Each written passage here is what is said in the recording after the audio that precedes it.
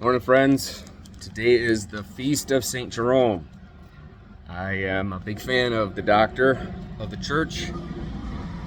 Also, the church has declared St. John Henry Newman, whom I'm a big fan of. He's incredible. He just was declared a doctor of the church. Long time coming. Anyhow, I thought to talk about free speech. And Henry Newman talked about it as well during, his time. I think it was the 19th century, 1850s to 1900s, sometime in there. He's just a really good writer. And one thing I follow from him is that, as a pastor, you should, as a priest, always have the Bible in one hand and the newspaper in another. So I've always remembered that. I just always stuck with me. So when I am preaching, commenting on things, current affairs in the world, I always remembered what St. Henry John Newman said, where you need to have your foot. You're the bridge between heaven and earth, and so you need to have a good understanding and a grasp of both. But hate speech, we'll talk about. It is definitely protected to the extreme in our country, and that's not a bad thing.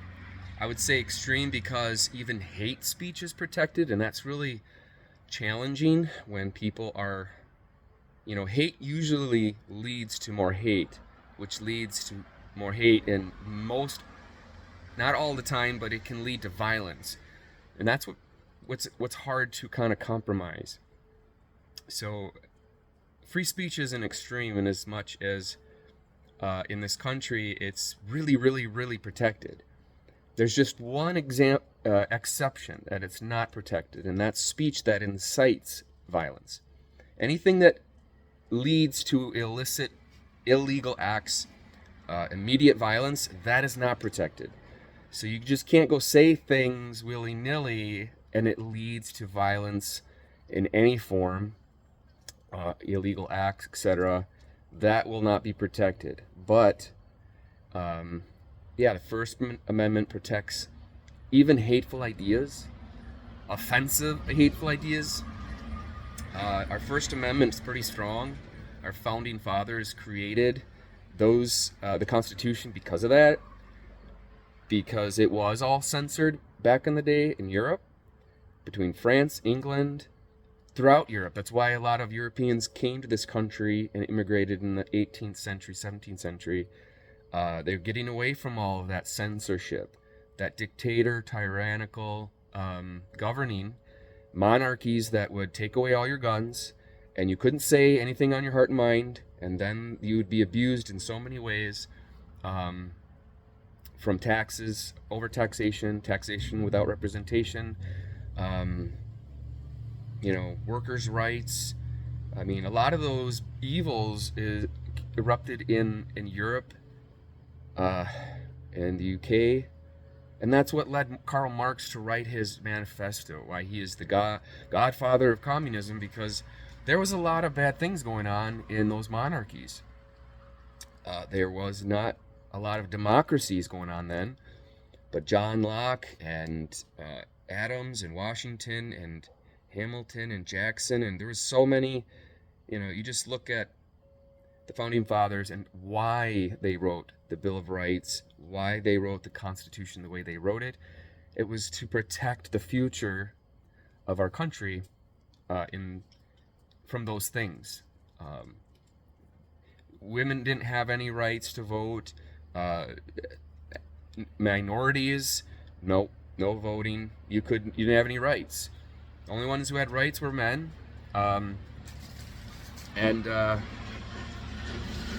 slave labor was rampant in Europe until the 1860s in UK, when they finally kind of abolished it. And it took, unfortunately, it took a civil war in our country to, enact the Emancipation Proclamation, where all the slaves were emancipated, I think that's what they call it. And then it took another 100 years for them to have their rights, the civil rights movement in the 60s. So yeah, the protection is not absolute. You have the freedom to speak your mind on social media, um, even if it's ugly and it's really hard to read some things that people are saying, and you think, well, that can't be right. Yeah, free speech. Most expressions of free speech are protected, even offensive, hateful, disagreeable, um, from government censorship or punishment. Those are protected. So you can say a lot of things as long as it doesn't lead to violence.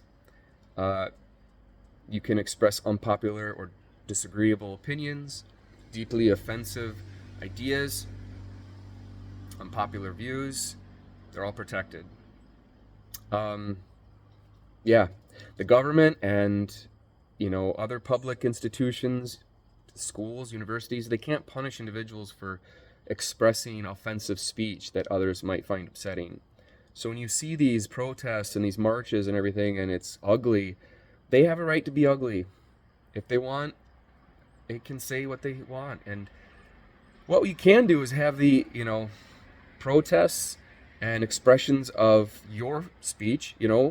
That's the thing is, if you don't like it or you disagree with it, well, why don't you have your form of free speech? Why don't you, file and you have to get permission to do most marches. You just can't just start something without permission with the local municipalities. But there's a means, and most are approved. You just no violence. If it leads to violence, that is not, whatever you're saying that leads to violence is not protected. So when hate speech is not protected, I'll just say uh, there's a lot of things I could get into legally, but incitement, that's the key word. Incitement to imminent lawless action. That's what the law hinges on. Did it lead to incitement? Did it lead to imminent lawlessness and destruction, violence? Did someone get killed or injured? That's not protected. So those are the words, the legal words that do not protect hate speech. Incitement to imminent lawless action. Direct threats, that's what they're looking for. Is your speech leading to immediate direct threats?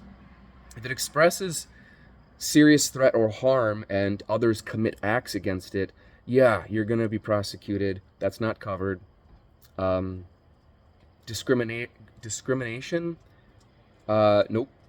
Speech that, when combined with, prohibited contact, it says when I read the law, like stalking or persistent harassment, creating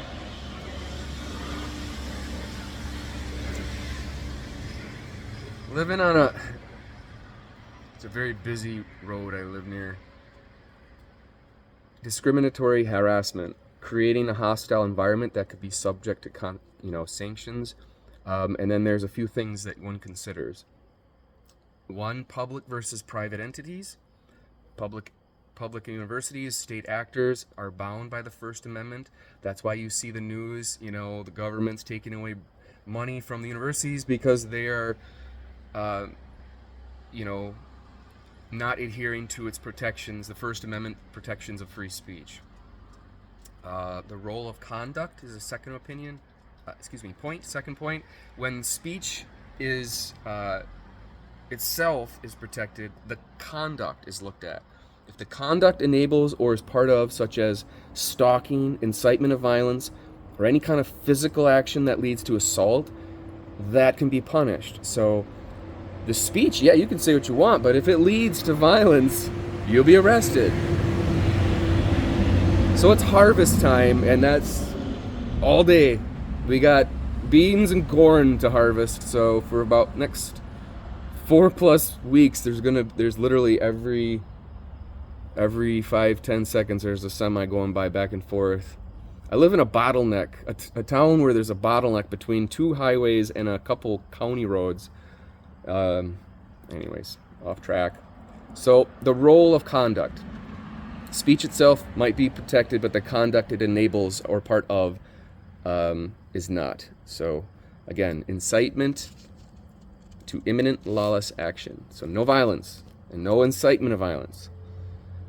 You know, we have to have better debates. We got to be able to talk to one another and respect one another, even if you just don't agree. You can just say, well, I agree, I disagree. More corns and beans. Gotta love America. Get her done. I gotta go. Dogs need a run. Have a good day. And see you at Mass.